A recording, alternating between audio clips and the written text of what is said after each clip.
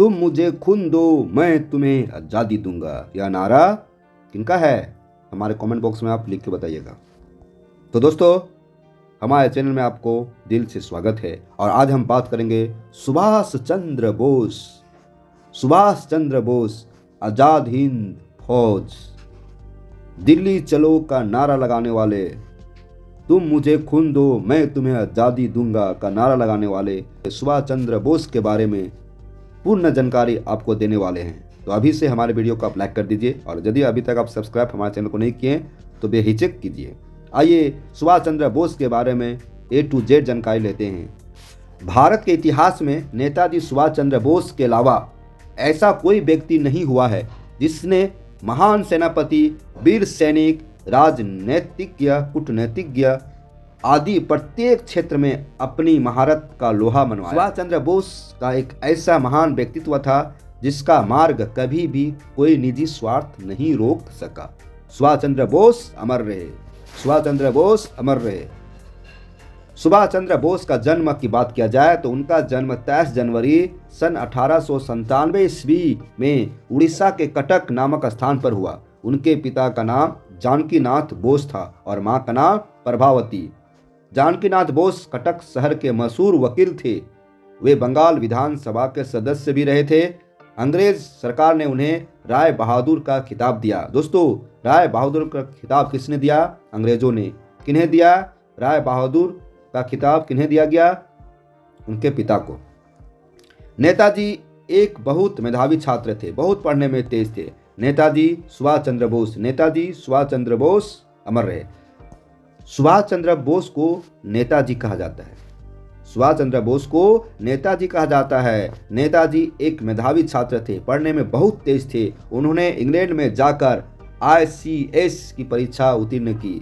ICS की परीक्षा उत्तीर्ण करना एकदम आसान नहीं था, बहुत कठिन होता था एग्जाम, और भी अपने देश को छोड़कर इंग्लैंड में एग्जाम होता था, उसको भी परीक्षा को क्रैक किया, पास किया। वे चाहते तो उच्च अधिकारी के पद पर आसीन हो सकते थे, मस्जिद से जीवन काट सकते थे और अंग्रेजों का चापलूसी भी कर सकते थे, लेकिन उन्होंने ऐसा नहीं किया। उनकी देशभक्ति की भावना ने उन्हें कुछ अलग करने के लिए प्रेरित किया। उनके अंदर देश की भक्ति की भावना कुट कुट कर भरी हुई थी। वे चाहते थे कि हमारा देश कब आज़ाद हो, वे चाहते थे। उनके पिता ने उनको समझाने की कोशिश की। वो समझाते हुए कहे, उनके पिताजी बोले, बड़ा अधिकारी बनने पर हजारों देशवासी तुम्हें नमन करेंगे, हजारों देशवासी तुम्हें सलाम ठोकेंगे। इस पर उन्हें कोई रिएक्शन नहीं हुआ। सुभाष चंद्र बोस ने कहा, मैं लोगों पर नहीं उनके दिलों पर राज करना चाहता हूँ। उनका हृदय सम्राट बनना चाहता है। बोस जी नौकरी छोड़कर भारत आ गए और यहाँ पर गांधी जी से मिले। गांधी के प्रभाव वाली कांग्रेस कुछ ही समय में सुभाष चंद्र बोस के विचारों के प्रभाव में आ गई। इस बात से गांधी जी भी घबरा गए। सुभाष चंद्र बोस में जुनून था कि हमारा देश कैसे आज़ाद हो, हमारा देश कैसे आज़ाद हो और जल्द आज़ाद हो। बहुत जल्द ही सुभाष देश के एक महत्वपूर्ण युवा नेता बन गए। 1931 में गांधी इरविन समझौते में भगत सिंह की मौत की सजा के खिलाफ मजबूती से आवाज़ उठाने से बोस गांधी जी से नाराज हो गए। देखिए, अब यहाँ पर महात्मा गांधी और सुभाष चंद्र बोस के बीच नाराजगी होना शुरू होता है, क्योंकि सुभाष चंद्र बोस जो थे वो भगत सिंह की जो मौत हुआ था, फांसी की सजा, उसके खिलाफ वे आवाज़ उठाए थे और मजबूती से आवाज़ उठाए थे। इसी दरमियान बोस जो है गांधी जी से नाराज हो गए। 1939 में उनका कांग्रेस का अध्यक्ष चुना जाना गांधी ने अपनी निजी हार के रूप में लिया। तब बोस ने खुद ही कांग्रेस से त्यागपत्र दे दिया। मतलब महात्मा गांधी को अच्छा नहीं लगा, इस कारण सुभाष चंद्र बोस ने त्यागपत्र दे दिया कांग्रेस के अध्यक्ष पद से। सुभाष चंद्र बोस ने गर्मपंथी तत्वों को साथ जुटाने की उम्मीद में फॉरवर्ड ब्लॉक की स्थापना की।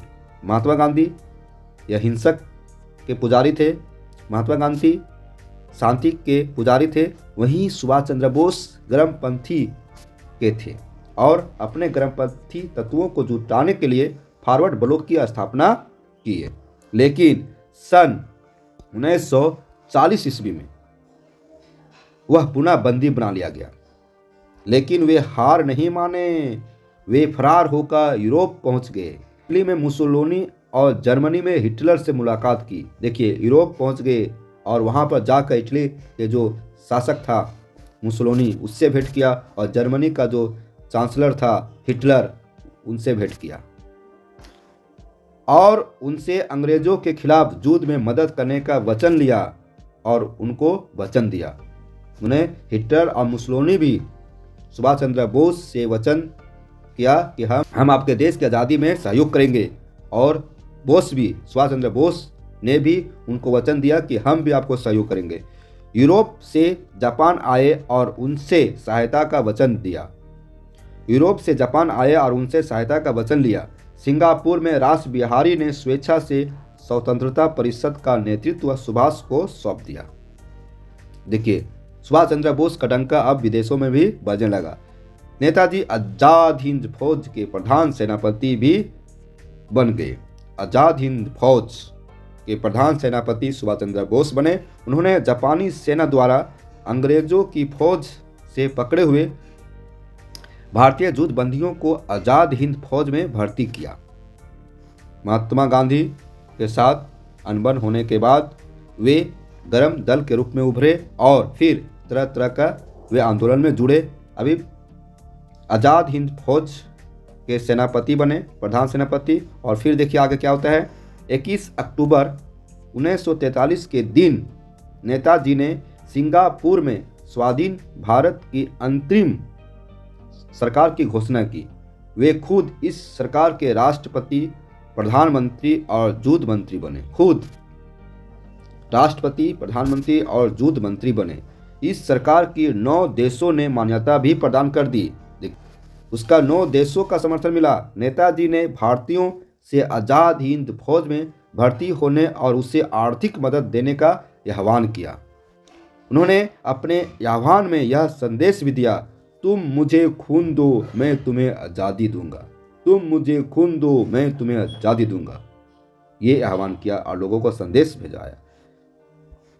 द्वितीय विश्व युद्ध के समय उनकी आजाद हिंद फौज ने जापानी सेना के सहयोग से भारत पर आक्रमण कर दिया। अंग्रेजों से अंडमान और निकोबार द्वीप जीत लिया। वाह, नेताजी सुभाष चंद्र बोस।